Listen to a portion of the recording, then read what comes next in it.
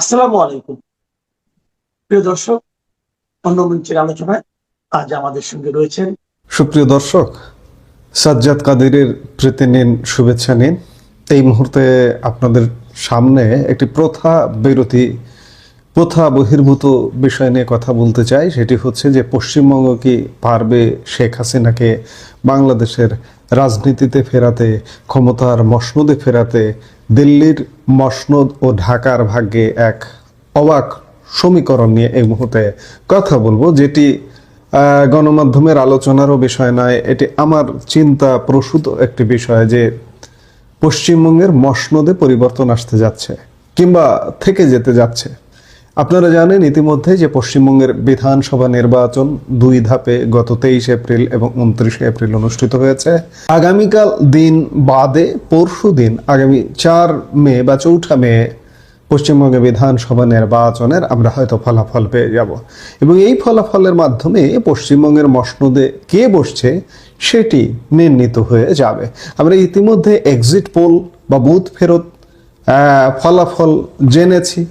পশ্চিমবঙ্গ বাংলাদেশের জন্য কেন গুরুত্বপূর্ণ সেটি একটু যদি আপনি চিন্তা করেন বা একটু দেখেন, তাহলে আপনার কাছে অনেক কিছু পরিষ্কার হয়ে যাবে।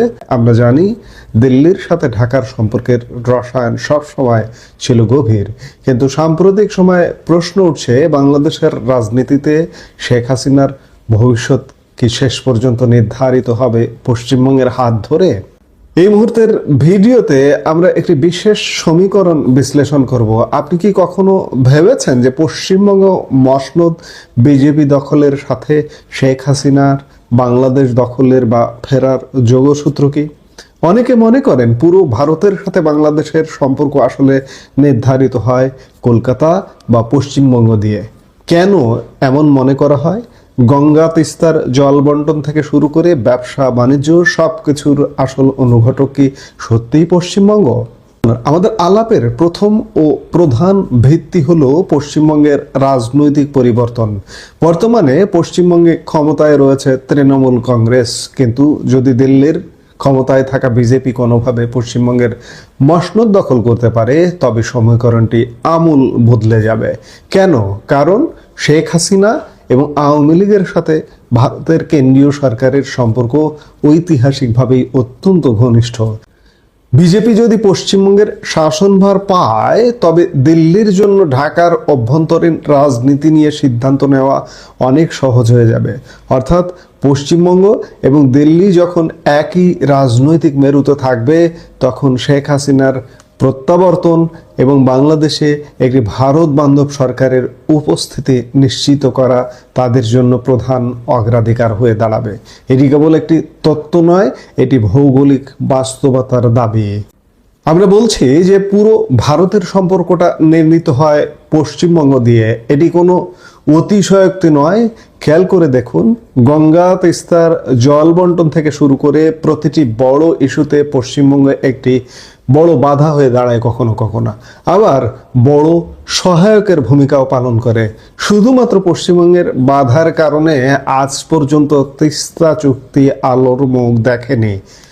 আবার পশ্চিমবঙ্গের সহায়তায় 1996 সালে 30 বছর মেয়াদী গঙ্গা চুক্তি হয়েছে, এবং এই বছর ডিসেম্বরে এই চুক্তির মেয়াদ শেষ হয়ে যাচ্ছে।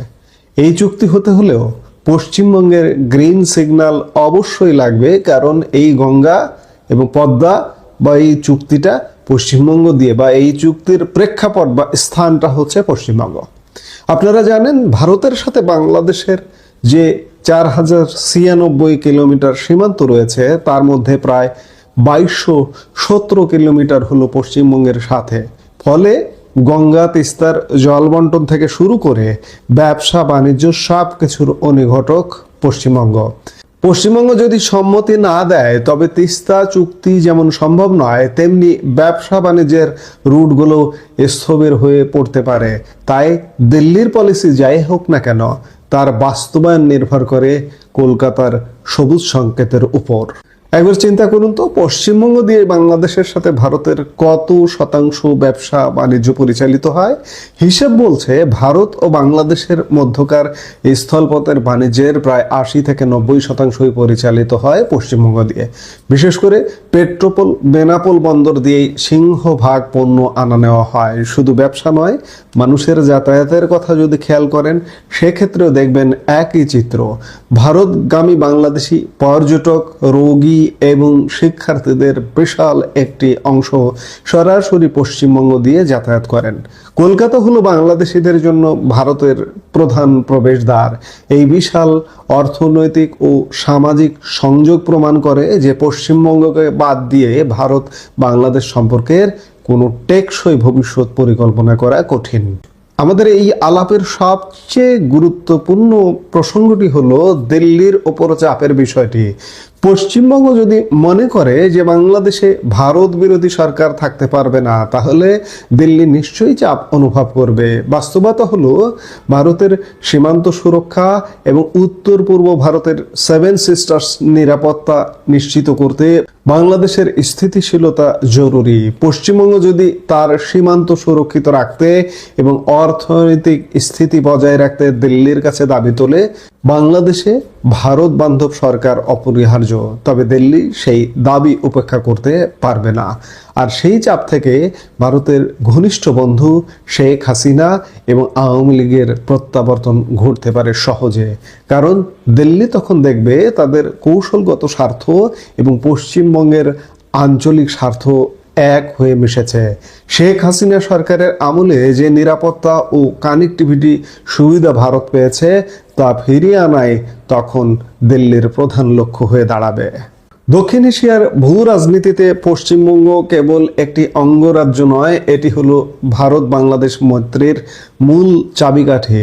যদি পশ্চিমবঙ্গের মসনদে পরিবর্তন আসে এবং সেটি দিল্লির সাথে একই সুরে কথা বলে, তবে শেখ হাসিনা এবং আওয়ামী লীগের রাজনৈতিক পুনরুত্থান সময়ের ব্যাপার মাত্র হতে পারে।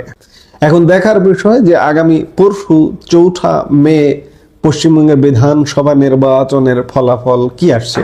এই ফলাফলের উপর ভারত বাংলাদেশ সম্পর্ক, এমনকি বাংলাদেশের রাজনীতিও নির্ভর করবে। আমরা নিশ্চয়ই দেখব এই ফলাফল কি হতে যাচ্ছে। সে পর্যন্ত সবাই ভালো থাকুন, সুস্থ থাকুন। দেখা হবে পরবর্তী ভিডিওতে। নমস্কার, আমি তরুণ ঘোষ। বেশ কিছুদিন আগে আমাদের বিদেশ মন্ত্রক থেকে ওই চিন্ময় প্রভু, সাধু চিন্ময় প্রভু, তার মুক্তির ব্যাপারে যখন কথাবার্তা হয়ে খলিলুর রহমান যখন এসেছিলেন, তখন একটা কথা হয়েছিল। খলিলুর রহমান বলেছিলেন আমি গিয়ে ব্যাপারটা দেখব। অনেক অনুরোধের থালি নিয়ে এসেছিলেন, তো ভারত একটাই অনুরোধ করেছিল যে চিন্ময় প্রভুকে আপনারা মুক্তি দিন। তো তারপরে তো সব চুপচাপ, একটা মামলায় তাকে জামিন দিয়ে আবার আটকে রেখে দেওয়া হয়েছে। তো এখন ভারত যেটা করেছে, ভারতের আইন ও বিচার মন্ত্রণালয়, মিনিস্ট্রি অফ, যাই হোক আমি বাংলায় তো বলেই দিলাম, আইন ও বিচার মন্ত্রণালয় থেকে একটি অফিসিয়াল চিঠি কালকে ইস্যু করা হয়েছে বাংলাদেশের আইন ও বিচার মন্ত্রণালয়ে ইস্যু করা হয়েছে। সেখানে বলা হয়েছে যে আপনারা যেভাবে বেআইনি ভাবে বাংলাদেশের আইনে নেই এমন একটা আইনে বলবৎ করে আপনারা একজন সন্ন্যাসীকে আপনারা দীর্ঘদিন যাবৎ জেলে রেখে তাকে মারার পরিকল্পনা করছেন। মারার মানে হত্যার পরিকল্পনা করছেন। এটা কিন্তু একেবারে রেড কালিতে লিখে দেওয়া হয়েছে, হত্যার পরিকল্পনা করছেন। তিনি এমন কিছু অন্যায় করেননি যেটা আপনাদের দেশের দেশদ্রোহিতার তালিকার মধ্যে অন্তর্ভুক্ত হন। তিনি একটা পতাকা তুলেছিলেন। এখন দেশের পতাকার উচ্চতা নির্ণয় করে না। যেটা চিঠিতে লেখা হয়েছে, আমি যেটা শুনেছি সেটা আমি বলে যাচ্ছি। আপনারা তো আমাদের দেশের পতাকা নিয়ে আপনারা আপনাদের ইউনিয়নে লাগিয়েছেন, ইউনিভার্সিটির রাস্তায় পতাকা এঁকে সেখানে লাথি মেরেছেন, পতাকা পুড়িয়েছেন এবং নরেন্দ্র মোদীর মূর্তিকে জুতো পেটা করেছেন, তার যে কুশপুত্তলিকার জুতো পেটা করেছেন, আগুন দিয়েছেন, গলায় জুতোর মালা পরিয়েছেন, যা যা করেছেন আমরা যদি এখন লিস্ট করি তাহলে এই চিঠি অনেক বড় হয়ে যাবে। সেই তুলনায় একজন হিন্দু সন্ন্যাসী, তার পতাকাটা একটু বোধহয় উঁচু হয়ে গেছিল, তার জন্য তাকে দেশদ্রোহিতার মামলায় তাকে জেলে পুরে রেখে দিলেন দীর্ঘদিন ধরে। আমরা মৌখিকভাবে কাউন্সিলর অ্যাক্সেস চেয়েছিলাম, কিন্তু কাউন্সিলর অ্যাক্সেস নিয়ে আপনারা এখনো পর্যন্ত কোনো কথা বলেননি। যখন আপনারা এই সমস্ত কাণ্ড করে যাচ্ছেন, তখন আপনারা কি করে সাম্যতা এবং মানে ভালো সম্পর্কের আপনারা আশা করেন ভারতের কাছে? এখন যখন আমাদের ওখানে যখন হিন্দুদের প্রচন্ড রকম মারধর করা হচ্ছিল, সেই সময় ভারত থেকে বাংলাদেশের হিন্দুদের অত্যাচার বন্ধ করার জন্য বহুবার বলা হয়েছে, কিন্তু সেই অত্যাচার কিন্তু ইউনূসের আমলেও কমেনি এবং বিএনপির সরকারের আমলেও কিন্তু একই রকম ঠাড়ে ঠোরে কিন্তু একই রকম। তারা ব্যবসা বন্ধ করতে পারছে না, অনেকে করে খেতে পারছে না, মালাউন বলে গালাগালি করা হয়। তা সম্প্রতি একটি খবর বেরিয়েছে আমার চোখে পড়েছে, সেই খবরটা আমি আপনাদের একটুখানি 4 লাইন পড়ে শোনাই।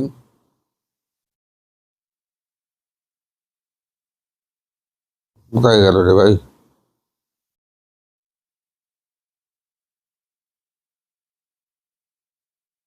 যাই, খলিলুর রহমানকে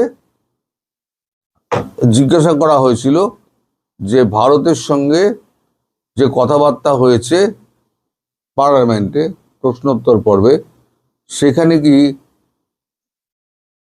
মানে এখানে তো আসার কথা, এখানে থাকবে না কেন? 1 মিনিট ধরুন দেখি দর্শক। ও আচ্ছা, ভারত বাংলাদেশ ভিসা, ভারতকে ভিসা পরিষেবা পুনর্বহাল করতে হবে। মোদী সরকারের কাছে বাংলাদেশের আবেদন, দ্বিপাক্ষিক সম্পর্ক কি উন্নত হবে? দ্য ডেইলি স্টার জানিয়েছে, বাংলাদেশি নাগরিকদের জন্য ভিসা প্রদান প্রক্রিয়া স্বাভাবিক করতে ভারতকে আহ্বান জানিয়েছে দেশটির পররাষ্ট্র মন্ত্রী খলিলুর রহমান। জাতীয় সংসদে শেখ মুজিবুর রহমান ইকবালের এক প্রশ্নের জবাবে তিনি বলেন, আশা করি এ ব্যাপারে শীঘ্রই ইতিবাচক পরিবর্তন দেখা যাবে। দিনের কার্যক্রমের শুরুতে স্পিকার হাফিজ উদ্দিন আহমেদ প্রশ্নোত্তর পর্ব পেশ করেন। ইকবাল জানতে চান ভারতের সঙ্গে সম্পর্ক উন্নয়নে সরকার কোনো উদ্যোগ নিয়েছে কিনা এবং ভারত বাংলাদেশিদের পর্যটন বা ব্যবসায়িক ভিসা বন্ধ করেছে কিনা। তিনি ভ্রমণ ভিসা সংক্রান্ত প্রক্রিয়া সহজ করার জন্য গৃহীত পদক্ষেপের সম্পর্কেও তথ্য জানতে চান। বাংলাদেশের পররাষ্ট্রমন্ত্রী জানিয়েছেন যে তিনি সম্প্রতি একটি শুভেচ্ছা সফরে ভারতে সফর করেন। সেখানে তিনি ভারতীয় পররাষ্ট্রমন্ত্রী, পেট্রোলিয়াম এবং প্রাকৃতিক গ্যাস মন্ত্রী এবং জাতীয় নিরাপত্তা উপদেষ্টার সঙ্গে আলোচনা করেছেন। তিনি বলেন, বাংলাদেশি নাগরিকদের জন্য ভিসা প্রদান প্রক্রিয়া স্বাভাবিক করার জন্য ভারতকে অনুরোধ করা হয়েছে। আশা করা যায় এ ব্যাপারে শীঘ্রই ইতিবাচক পরিবর্তন দেখা যাবে। এই চিঠিটার একটা অংশ ওই চিঠিতে তুলে দেওয়া হয়েছে। তুলে দেওয়া দিয়ে বলা হচ্ছে যে এই যে আপনারা বলছেন যে সাম্যতার ভিত্তিতে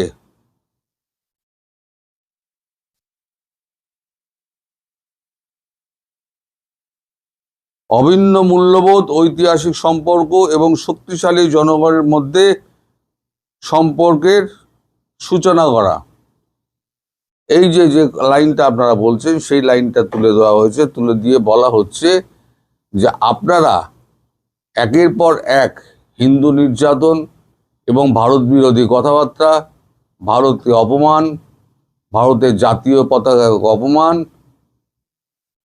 আমাদের দেশ এটা সহ্য করবে না, আমাদের নাগরিকরা সহ্য করবে না। ফলে সম্পর্কের যদি সত্যি উন্নয়ন করতে হয়, তাহলে হয় চিন্ময় প্রভুকে মুক্তি দিয়ে একটা দৃষ্টান্ত স্থাপন করুন, অথবা কাউন্সিলর অ্যাক্সেস দিন। আপনারা নিজেরাই উকিল হচ্ছেন, নিজেরাই জাজ হচ্ছেন। ভারতবর্ষের একজন হিন্দু, যিনি বাংলাদেশি নাগরিক, ভারতীয় হিন্দু, বাংলাদেশি নাগরিক, সবই তো হিন্দু ছিল, তারপরে সব কনভার্টেড হয়েছে। যারা কনভার্টেড হননি তারা ওখানে হিন্দু রয়েছেন। তাকে আটকে রেখে দিয়ে আপনারা সাম্যতা, সমতা, সমঝোতার কথা বলেন, এটা কি করে হয়? কাউন্সিলর অ্যাক্সেস যদি না দেন অথবা মুক্তি দিয়ে যদি না দেন, তাহলে ভারতবর্ষ কোনো সমঝোতার পথে যাবে না। আর ভিসা আপনাদের কিসের দরকার এত? সারা দিন যে এই যে ভারত বিরোধী কথাবার্তা বলেন, ভারতের সঙ্গে সুসম্পর্কের কথা বলে আবার ভিসার অ্যাপ্লাই করেন কেন? ভারত তো আপনাদের চায় না। এই যে যারা দেশদ্রোহী আছে, ভারত বিরোধী আছে, তাই তো ভারত চায় না। আপনারা ভিসার জন্য এত লাফালাফি করেন কেন? ভিসা পেলে মানে হাতে একটা স্বর্গ পেয়ে গেলেন, অথচ ভারতবর্ষ থেকে ফিরে গিয়ে চিকিৎসা নিয়ে ঘোরাঘুরি করে কেনাকাটা করে আপনারা তারপরে গিয়ে ভারতবর্ষকে আবার গালি দেবেন। ভারতবর্ষ থেকে চাল নেবেন, ডাল নেবেন, তেল নেবেন, নুন নেবেন, সব নেবেন, কাঁচা লঙ্কা নেবেন, সবজি নেবেন, সব নেবেন, নিয়ে আবার ভারতবর্ষকে আবার গালি করবেন। আপনারা হয়ে গেছেন একটা মানে অকৃতজ্ঞ জাতি। সমগ্র জাতি নয়, ওই কিছু অংশ তারা হচ্ছে অকৃতজ্ঞ। বাংলাদেশের 90% মানুষ কিন্তু ভারতবর্ষের পক্ষে আছে বলে ভারতবর্ষ এখনো পর্যন্ত বাংলাদেশের সঙ্গে সম্পর্ক টিকিয়ে রেখেছে। আর আপনারা যে ভাবছেন না গঙ্গা চুক্তি হয়ে যাবে, তিস্তা জলবন্টন চুক্তি হয়ে যাবে, একটাও হবে না, একটাও হবে না। পাকিস্তান এখন শুখা মরশুমের জন্য পাকিস্তান কি করেছে? এই যে WTO বন্ধ করে দিয়েছে, এটা আপনার ওদের যে জল বন্ধ করে দিয়েছে, তার জন্য ওরা UNGA-তে গেছে। UNGA-তে গিয়ে ঘোড়ার ডিম কি হবে? UNGA-কে ভারত বগলদাবা করে ফেলে রেখে দিয়েছে। ইউনাইটেড নেশন সিকিউরিটি কাউন্সিলে গেছে। তা ভারতবর্ষ বলেই দিয়েছে, এবারে যদি আমাকে বলা হয় যে ইউনাইটেড নেশন সিকিউরিটি কাউন্সিলে আমার সদস্যপদ দেওয়া হচ্ছে, আমি নেব না। কারণ ওটা কোনো অর্থ নেই, অর্থহীন। ওটা আমেরিকার কথায় ওঠে বসে, যেটা শেখ হাসিনা বলেছিলেন। ওই মহিলা কিন্তু অনেক দূরদর্শী। তিনি যা চিনেছেন এই পৃথিবীকে, এই আমেরিকাকে, আপনাদের মধ্যে এরকম বাংলাদেশি একজনও জন্মায়নি। আজ শেখ হাসিনা যদি এই দেশে থাকতেন, তাহলে দেশটার অনেক উন্নতি হয়েছে। কত দূরদর্শী ছিলেন। ওই পরমাণু চুল্লি তখন উনি করেছিলেন, তখন আপনারা কত বিরোধিতা করেছিলেন পরিবেশ নষ্ট হয়ে যাবে বলে। আপনারাই তো বিরোধিতা করেছেন। আজকে ধেই ধেই করে নাচছেন কি না, আমাদের পরমাণু চুল্লিতে একেবারে নিউক্লিয়ার হয়ে গেছে, এবার আমরা বিদ্যুৎ পাবো 60 বছরের জন্য, আমরা নিশ্চিন্ত। এটা ভেবেছিলেন উনি কত আগে। ওই জন্য আমি বলি যে ওনার মতো দূরদৃষ্টি সম্পন্ন মহিলা আপনাদের দেশে আর জন্মায়নি, জন্মাবেও না। আগে চিন্ময় প্রভুর মুক্তির ব্যবস্থা করুন, কাউন্সিলর অ্যাক্সেস দিন, আর ভিসা এখন হবে না। আমি পরিষ্কার জানিয়ে দিচ্ছি, ভিসা এখন হবে না। ওসব চৌপাট গল্প শুনে রাখুন। দেখছি দেখবো এই সমস্ত হবে, ভিসা ভিসা পাওয়া যাবে না, ভিসা এখন ভারত দেবে না, কারণ ভারত আপনাদের বিশ্বাস করে না, বহু আগে বলেছি আমি। প্রণয় রায় যখন প্রণয় বর্মা যখন বললেন যে খুব শিগগির ট্রাভেল ভিসা দেওয়া হবে, আমি তখন আপত্তি করছিলাম, বলেছিলাম যে দেওয়া হবে না, উনি বাজে কথা বলছেন। আজ পর্যন্ত দিয়েছেন, উল্টে উনি ট্রান্সফার হয়ে গেলেন বেলজিয়াম না কোথায়, রাষ্ট্রদূত করে তাকে পাঠিয়ে দেওয়া হলো। সেখানে আমাদের দীনেশ ত্রিবেদী রাজনৈতিক নেতা, তিনি যাচ্ছেন রাষ্ট্রদূত হয়ে। আপনাদের আর কেউ বিশ্বাস করে না, অন্তত ভারতবাসী তো বিশ্বাস করেই না। আপনারা যারা দেশদ্রোহী আছেন তাদেরকে বিশ্বাস করে না। সবাই ভালো থাকবেন, সুস্থ থাকবেন, সাবধানে থাকবেন। নমস্কার।